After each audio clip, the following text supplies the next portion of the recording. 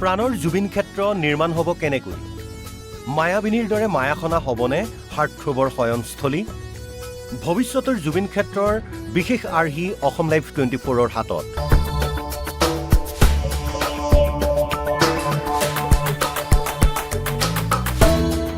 সোণাপুৰত প্ৰাণৰ জুবিনৰ পাৰ্থিৱ শৰীৰৰ শেষ শয়নস্থলীত তাৎক্ষণিকভাৱে আগবাঢ়িছিল নিৰ্মাণ কাৰ্য। হাৰ্টথ্ৰব হৈ পৰাৰ শেষ হেতেলি নিৰ্মাণৰ বাবে এটা নিৰ্মাণকাৰী সংস্থাই ততাতৈয়াকৈ নিৰ্মাণ কৰিছিল এটা বিশেষ আৰ্হি। এয়া জুবিনৰ শেষ শয়নস্থলীৰ বিশেষ আৰ্হি।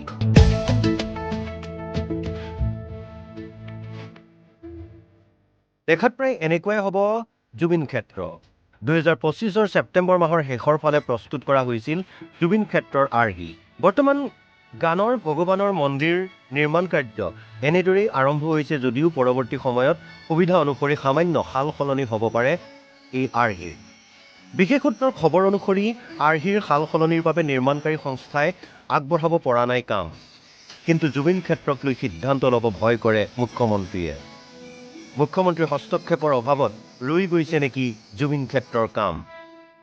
আজি ধুনীয়া চাফা কৰি আছে, কাৰণ আগতে মই সোমাব ভয় লাগে, মই সোমাম আকৌ ক'ব যে মই কিয় সোমালোঁ। যিহেতু এতিয়া পৰিয়ালে অনুৰোধ কৰিলে, গতিকে লগে লগে ৰাতিয়ে কাম কৰি দিছোঁ। কিন্তু তাৰ আগলৈকে মই যদি কিবা কওঁ আকৌ মোৰ ওপৰতে জেং জেঙাই উঠে। সেইকাৰণে মই নিজে ইনিচিয়েটিভ লোৱা নাই, কিন্তু মোক যি কয় মই সেইটো কৰি দিওঁ। বিগত 4 মাহ ধৰি এৰাপৰলীয়া হৈ ৰোৱা জুবিন ক্ষেত্ৰ নিৰ্মাণক লৈ চিন্তিত হৈছে অসমবাসী। উবেৰ চালক বুলবুল হুছেইনৰ এটা ফেচবুক ভিডিঅ'ই জুবিন ক্ষেত্ৰৰ বৰ্তমানৰ দুখ লগা ছবি উদঙোৱাৰ পিছতেই জুবিন ক্ষেত্ৰ নিৰ্মাণৰ কাম কিয় আধৰুৱা হৈ ৰ'ল ইয়াৰ বিষয়েও উত্থাপন হৈছে প্ৰশ্নৰ। হাজাৰ হাজাৰ মানুহ আৱেগিক হৈ আছোঁ, আমি হাজাৰ হাজাৰ মানুহ এতিয়াও কান্দি আছে, চব ৰখি আছোঁ। আমি প্ৰথম কথা ৰখি আছোঁ, এতিয়ালৈকে স্পষ্ট গমেই নাপালোঁ আমি কেনেকৈ জুবিনক হেৰালোঁ। এতিয়ালৈকে আজিৰ ডেটলৈকে আমি নাজানো কিন্তু কেনেকৈ হেৰালোঁ, সেইটোও আমি ৰখি আছোঁ। তাৰ উপৰি জুবিন গাৰ্গক হেৰালোঁ, জুবিন গাৰ্গে এটা জেগাত ৰেষ্ট লৈ আছে, আমি ক'লোঁ জুবিনে ৰেষ্ট লৈছে। এই ৰেষ্ট লোৱা জেগাটো চাওকচোন, অৱস্থা চাওক। এটা না ৱাছৰুম আছে, না এটা পানীৰ ব্যৱস্থা আছে, না এখন পকাই হৈ থাকিল, নাই অকল টিং দুখন ওপৰত লগাই দিলে জুবিন ক্ষেত্ৰ ফিনিছ।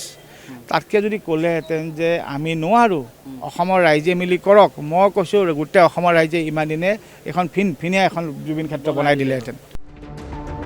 ধূলিৰে ঢাক খোৱা জুবিন ক্ষেত্ৰ পৰিচ্ছন্ন হ'ল। পিছে 10 বিঘা মাটিৰ মাজতেই সীমাবদ্ধ থাকিব নেকি জুবিন ক্ষেত্ৰ? পূৰ্বতে চৰ্চা হোৱা জুবিন ক্ষেত্ৰৰ 25 বিঘা মাটিৰ বিষয়ে কি সিদ্ধান্ত ল'ব চৰকাৰ তথা প্ৰশাসনে? 10 বিঘা ক'ত, মই দেখোন ইয়াতে 2 বিঘাও দেখা নাই। এতিয়া আমি এতিয়া যিখিনি দেখি পাম সেইখিনিয়ে ক'ম।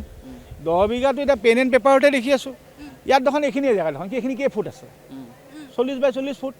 বাকীখিনিতো একোৱে মানে মাটিয়ে হৈ আছে, শিলশিলেই হৈ আছে, পাহাৰখন পাহাৰেই হৈ আছে। না এখন ছাইডৱাল আছে, না এটা গ্ৰেনাইট লাগিছে, না এটা টাইলছ লাগিছে, না এটা মাৰ্বলৰ টুকুৰা লাগিছে।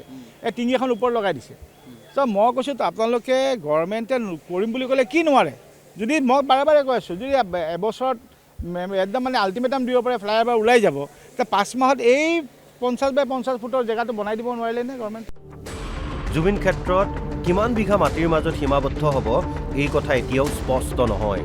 জুবিন গাৰ্গ নামৰ সত্তাটিক প্ৰাণ ভৰি ভাল পোৱা প্ৰতিগৰাকী অসমীয়াই কেৱল এটা কথাই জানে, সোণাপুৰত সোণ হৈ জিলিকি থাকিব লাগিব হাৰ্টথ্ৰবৰ শেষ শয়নস্থলী।